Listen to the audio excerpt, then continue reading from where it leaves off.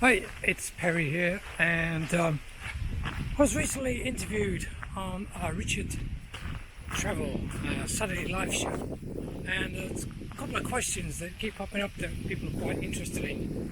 One of them being moving to Thailand. What do you need to move to Thailand? What don't you need to move to Thailand?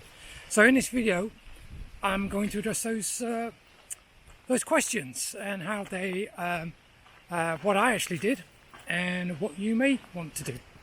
Here we go.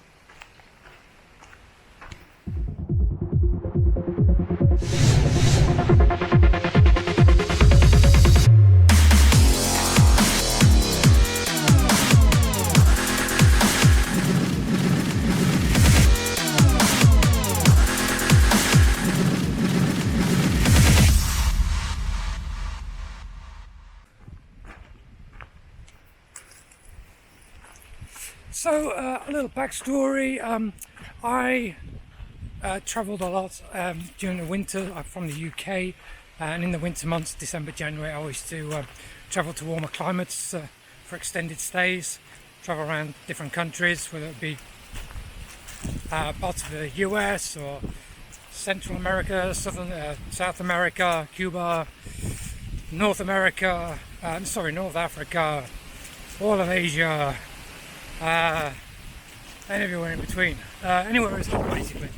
So it's very windy today, so hopefully the sound is good. I'm just going to go into a bit more protected kind of place from the wind. So I used to travel quite a lot, so I came to Asia several times. Used to land in Bangkok and then move out from there. Never had any intention of ever living in Bangkok, but one of the times I said I was going to come out to Thailand, actually, first time I came out to Thailand, a friend of mine said, you should go down to Koh Chang. So I did.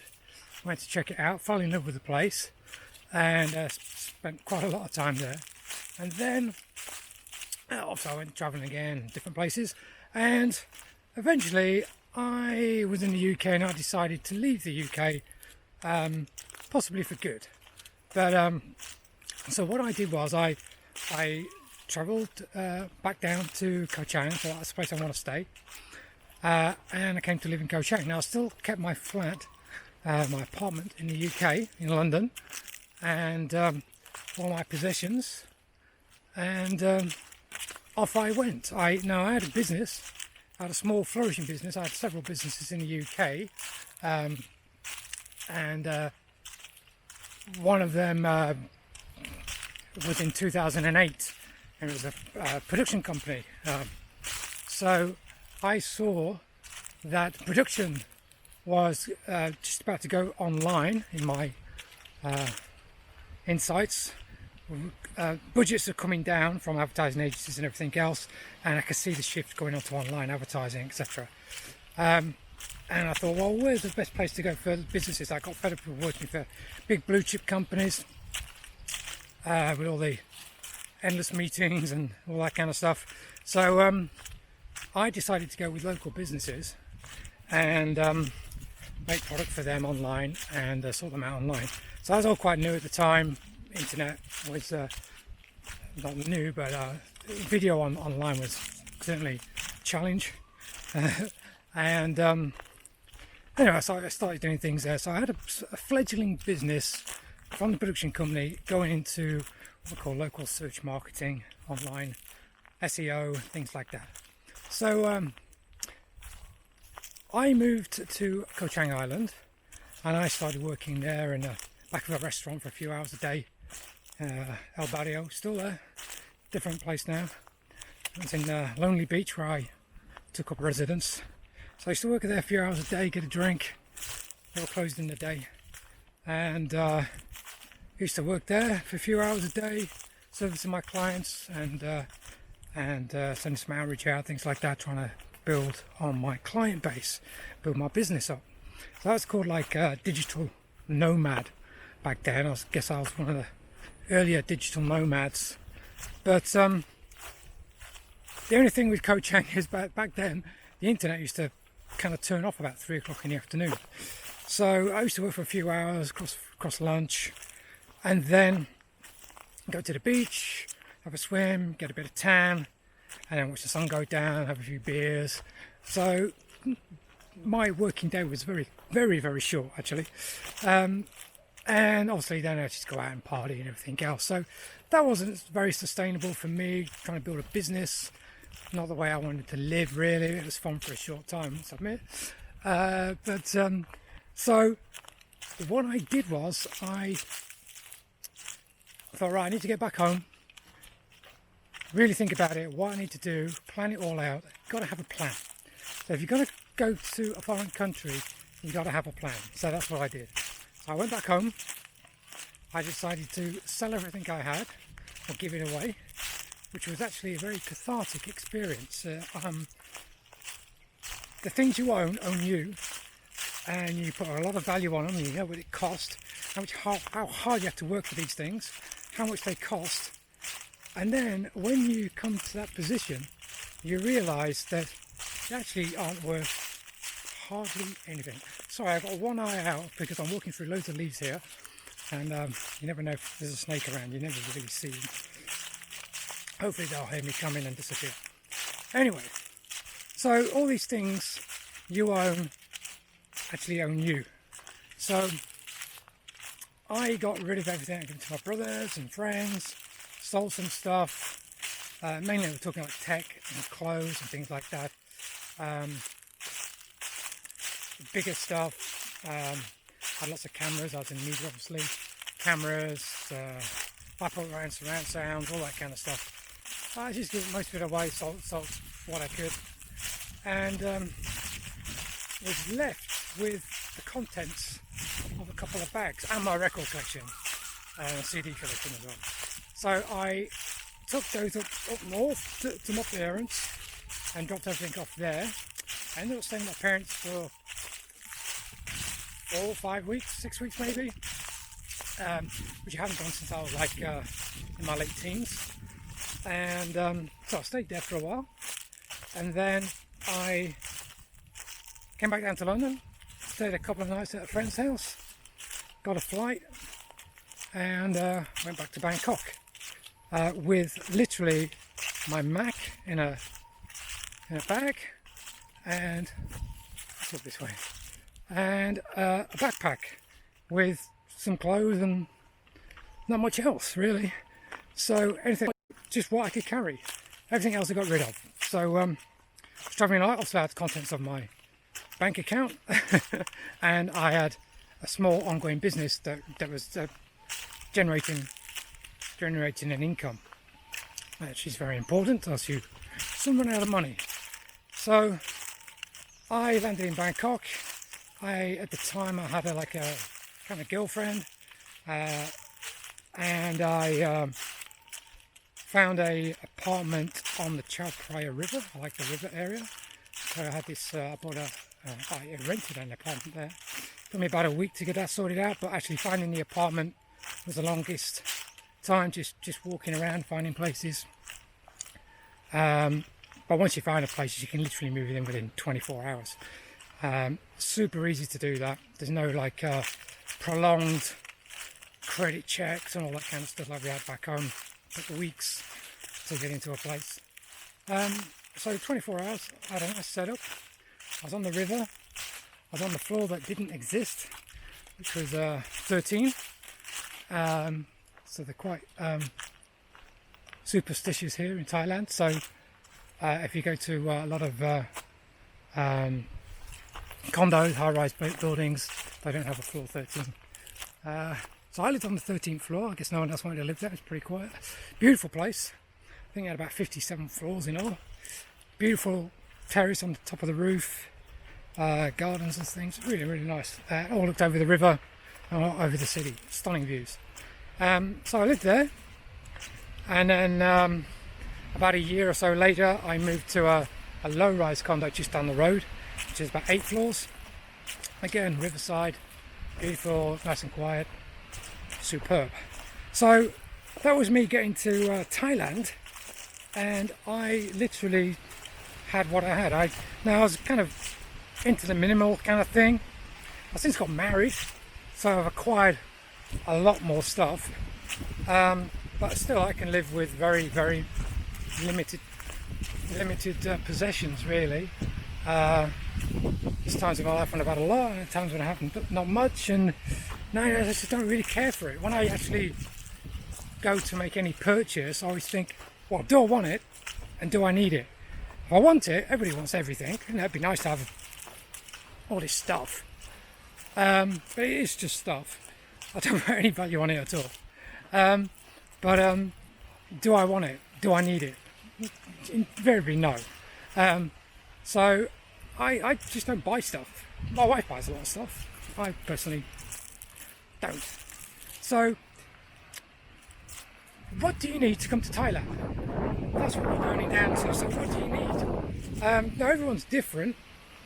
So I've got friends who, got a shipping container, put all their sofas and chairs and tables and all their possessions in it, and then came across and they're renting. And it's a bit of a nightmare actually when you've got a shipping container. If you're thinking of doing that, I would speak to people who've already done that. I don't have any experience of having a shipping container being sent to Thailand. But so I definitely seek out people who have done that. All I've heard is lots of nightmares. I know some friends who did it to Australia and everything got smashed up in transit. So it was hardly worth it. It cost an absolute fortune to do and everything was just smashed up. So that's start again anyway. So I would say, personally, I wouldn't bother. I would just I can't get attached to a sofa or a chair or anything like that. So if you are, I would say try to get rid of it if you can. You don't need it. People I know have done it. They've gone into a rented accommodation with all this stuff, and then it's just hard to move around. You might not like that place after 6 months. You might meet someone. You might want to go somewhere else, and you've always got all this stuff to drag around. It's a lot of cost, and there's no need. You can buy stuff over here, still pretty cheap. And what do you actually need? How long are you going to spend indoors? Back in the UK, 6 months of the year it's raining and miserable and cold and grey, so you're indoors all the time. Oh, there's a lockdown. But let's not go there in this video. But over here, I'm wearing a hoodie today. It's pretty warm out, but generally I'm just a t-shirts and shorts guy, so you don't need a lot of clothes, you don't need a lot of stuff. So you can live very minimalist, and there's a lot about that. Living a kind of more minimal lifestyle, less complicated, simple lifestyle. There's a lot to that. So I would say, if you're thinking of coming to Thailand, just really think several times about what you need and what you don't need, because invariably, I'll tell you what I pack. I travel light. I literally have a small backpack that's a tiny little backpack that goes on my back when I travel. I think my Mac's probably the biggest thing without a doubt, but the rest of it, I always think, wherever I am, if I need some underwear, I need some socks, or anything else, t-shirt, I can just go and buy it. You can just go anywhere and buy something for $2-3. What's the point of carrying that around? There's none at all. So that's what I do, and then you just give it away. There's always someone who will like a funky t-shirt or something like that. Want a gardener or whatever. It's all good. So everyone's happy. There really is no need to carry loads and loads of stuff around. So I travel light, and I think it's a state of mind as well, actually travelling light. So it's highly commendable. I'd always say if you're travelling or moving to Thailand, have a reason why you're moving to Thailand. If it's just to escape some problems you're having in the UK or America, then maybe those problems, I don't know what those problems could be, there's many problems out there, or those issues, but they're not possibly going to be helped by you moving to a foreign country. They may well be, helped by moving to a different country, starting afresh. But quite often, those things kind of follow you around, and certain issues, and they can be exasperated here because you can feel lonely, you can feel dislocated. Life is very different here, and life is very different holidaying here for a week or two or longer and actually living here. And I remember distinctly when I was on the river in my condo, and I was probably about 6 months in, and I don't know, I was just working a lot, and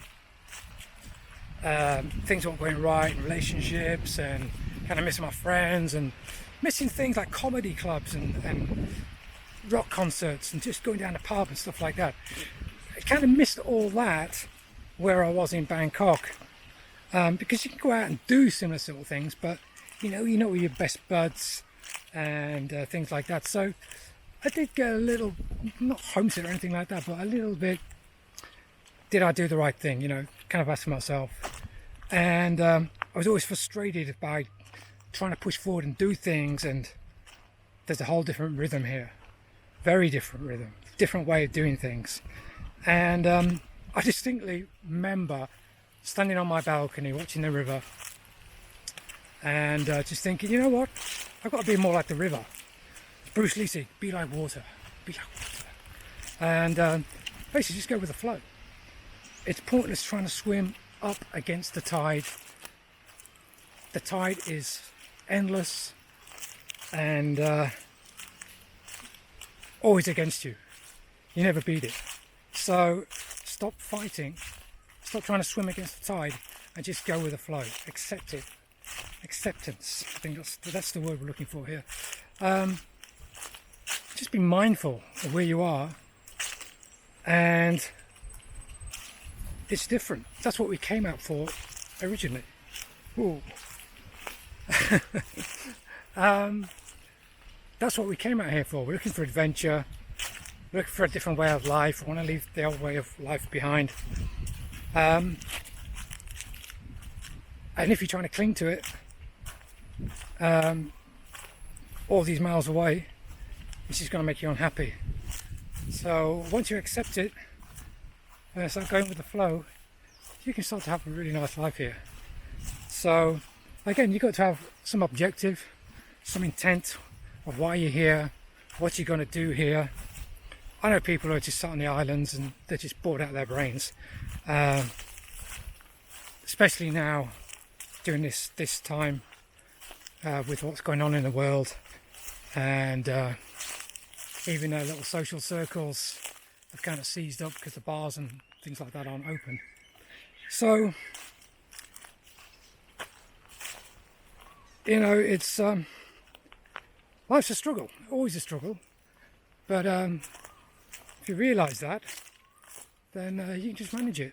But if you I don't know, it's all this perception of being happy all the time and things like that.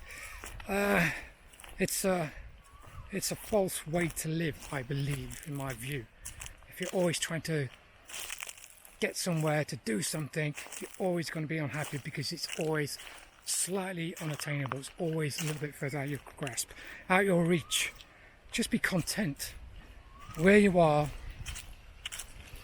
and what you have. And the simplest things in life bring you the most pleasure, I find, in my experience. I'm just walking through a rubber estate, just rubber, pretty boring trees really, but it's kind of like autumn here. All the leaves are falling down, reds and browns and greens and stuff like that. It's actually quite beautiful, and the sun's out, blue sky, happy days. What's not to like? What is it? Well, it's about mid-January. I'm not sure the date. I think it's about the 17th or 15th. I really no idea. But back home in the UK, I spoke to my family last week, and they were like, "Yes, it's snowing." Oh, one of my business partners as well. It's like, yeah, it's expecting snow today and things like that. So I don't want to be there when it's snowing, freezing. But it's very nice here. So, moving to Thailand. I don't know if you can still do that. I guess you can actually. Just have to spend some time in quarantine. But be sure of what you want when you come out here, because everything's changed here. I mean, the bars are closed. All the holiday places. I was in Koh Chang a week ago, and I've never seen it so quiet. It was heartbreaking, really. All the shops are boarded up, shuttered down rather.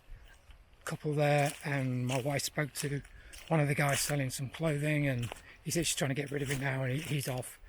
His rent was 10 grand a month. Landlord knocked it down to 4. Everybody else is closed around him. He said he's still not making any money, so he's trying to sell what he can now and just get out and go back home wherever he is.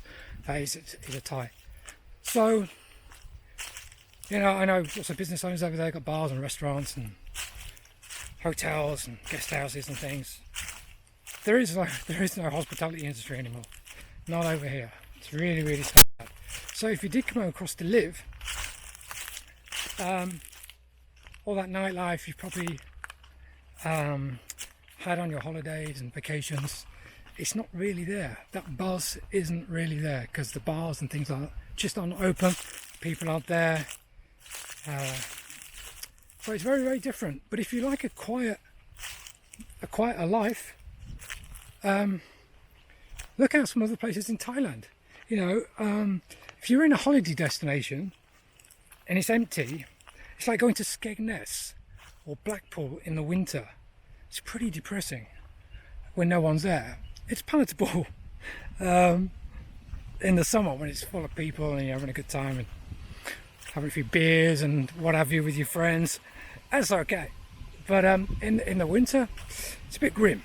It's so bracing, as they say in Skegness. So I always say, look, I read some this morning actually. I'm going to turn around because it's very windy up here. I'm going to go back this way in the cover of the trees.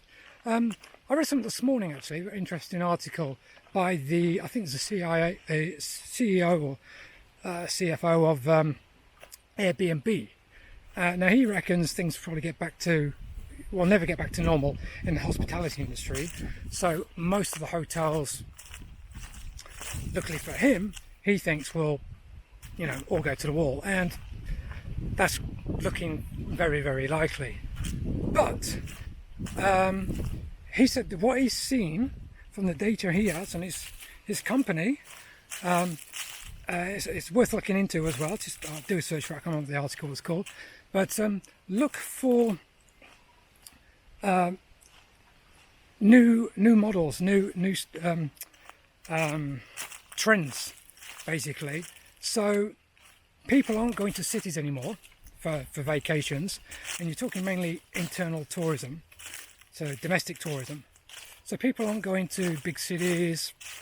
Actually, most people, even if they're living in the city, want to go out and live somewhere else. So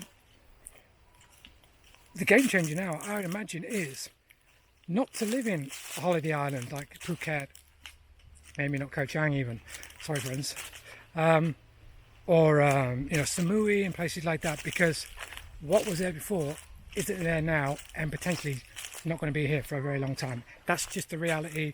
I'm sorry if I burst anyone's bubble.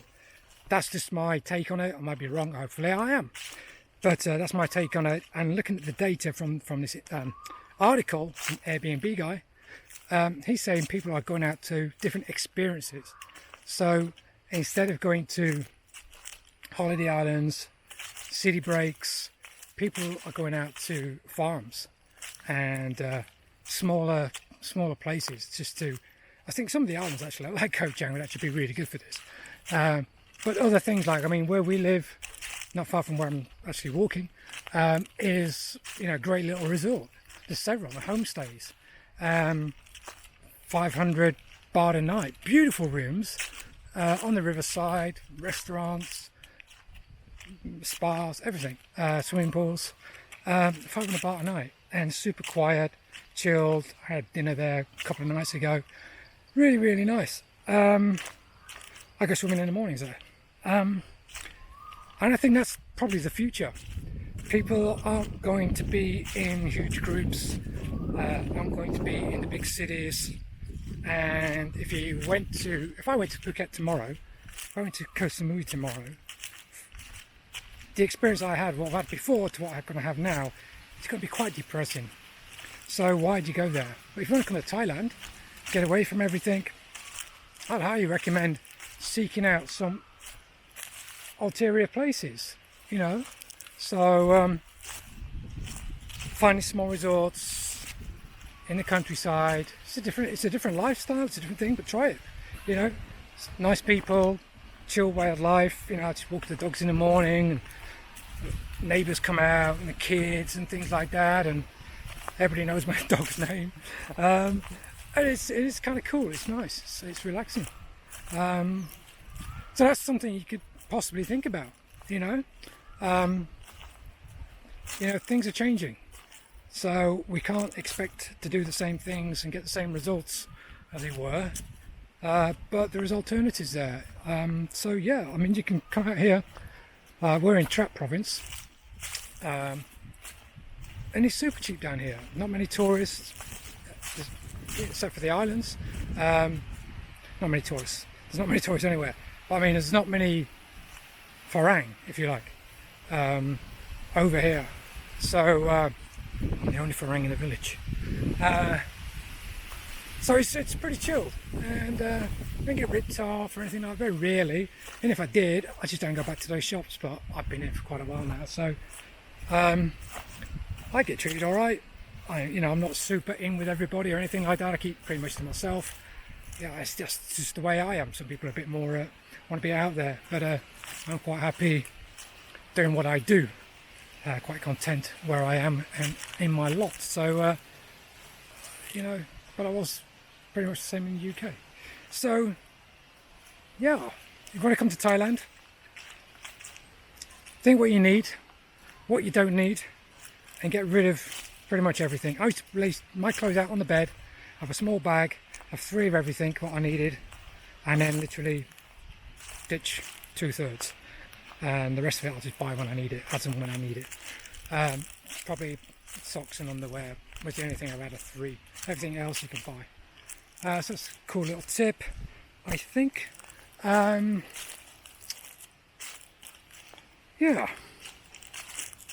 but I definitely wouldn't get put off if you want to move to a different country like Thailand. Just if you've got quarantine to do, I say make sure you've got good health insurance. Make sure you're covered with that. That's pretty important, because I think it's probably mandatory now to have great health insurance or good health insurance to come in the country. But if you haven't, you need it anyway, because you could be in a road accident at any time. You could have some pre-existing health conditions to sort out. All those kind of things that can soon add up. The hospitals, the government hospitals, you don't really want to be in. You wait a long time. My father-in-law goes for an issue with his knees. It goes every 2 or 3 months. He goes first thing in the morning. He doesn't go out till like late afternoon, just to see a doctor for 5 minutes. Crazy. But I've got insurance. I just go to the Bangkok hospital, and great, fantastic.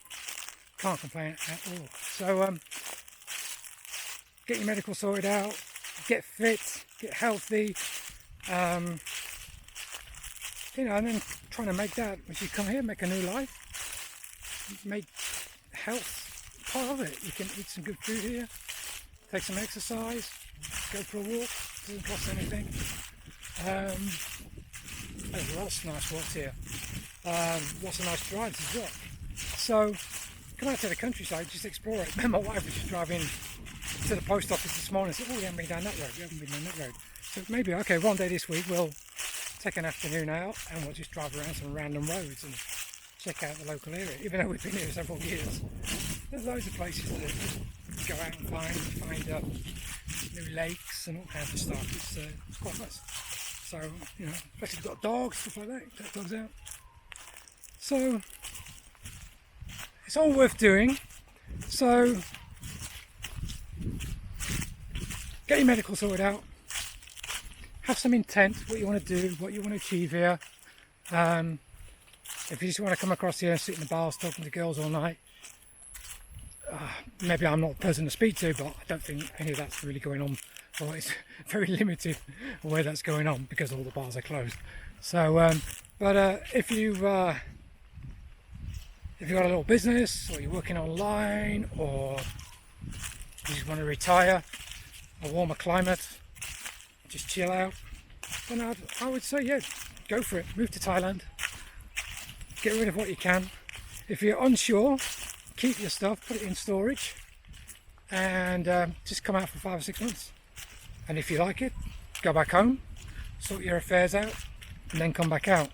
But I would say, you know, give it 6 months or something first, living in an area you want to live in before you put any feet down.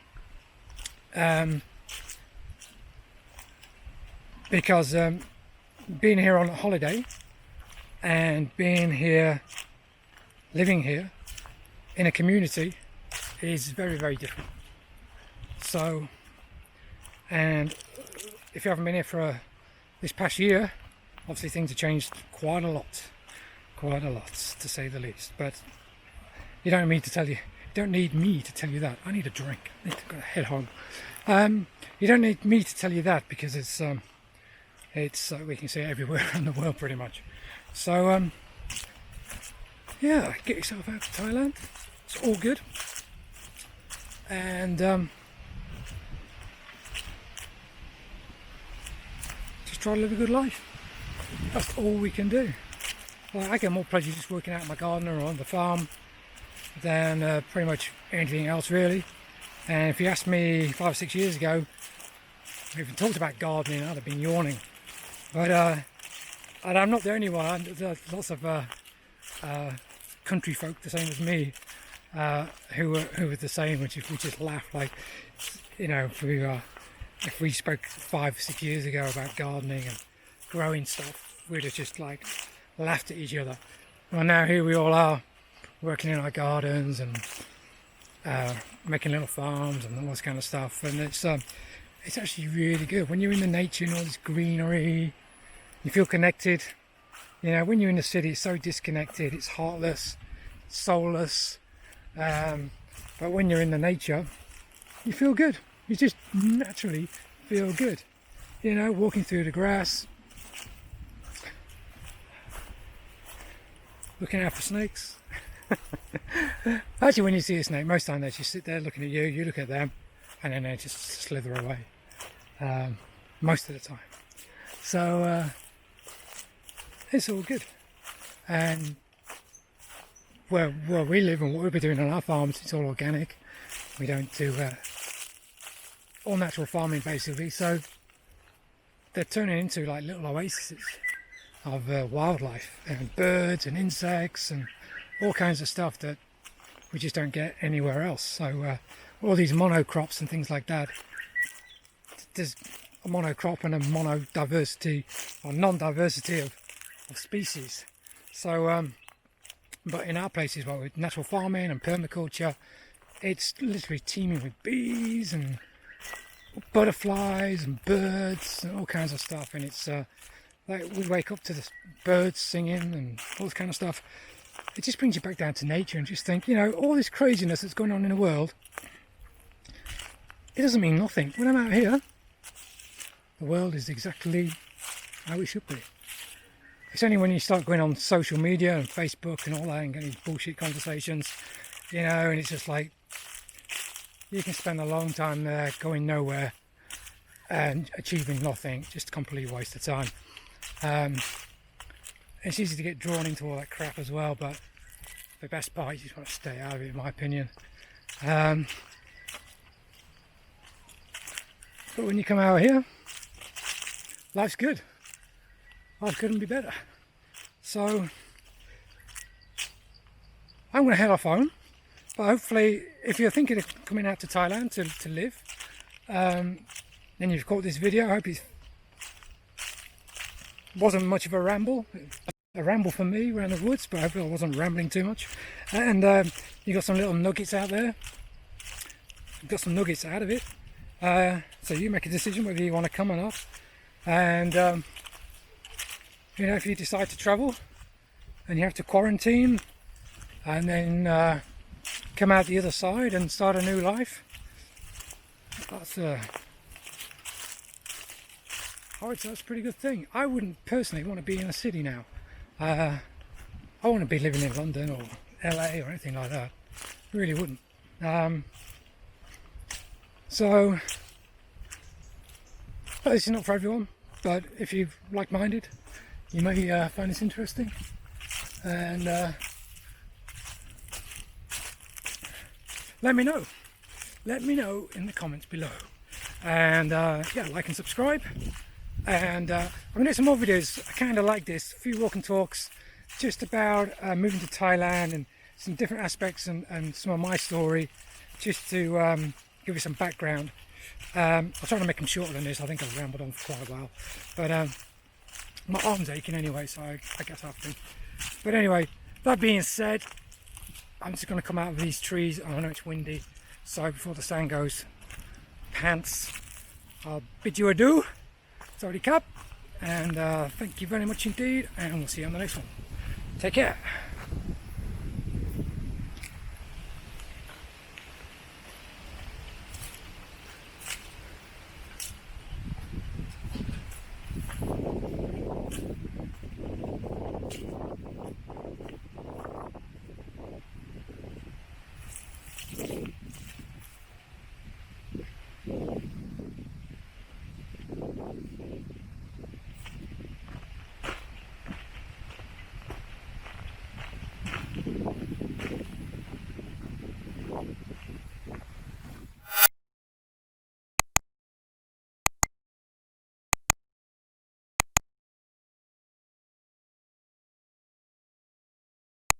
Hello, money. Hello, Cabane. You had a shower? Oh, come on in. Hello. Oh, hello. Hello. Hello. Hello. Hello. How are you? Hey, how are you? You can't lick it. You can't lick it. You can't lick it. Ah, you got me. You got me. All right, get a shower. Oh, look at you. Beautiful girl. Where's your beautiful girl? Huh? Where's your beautiful girl?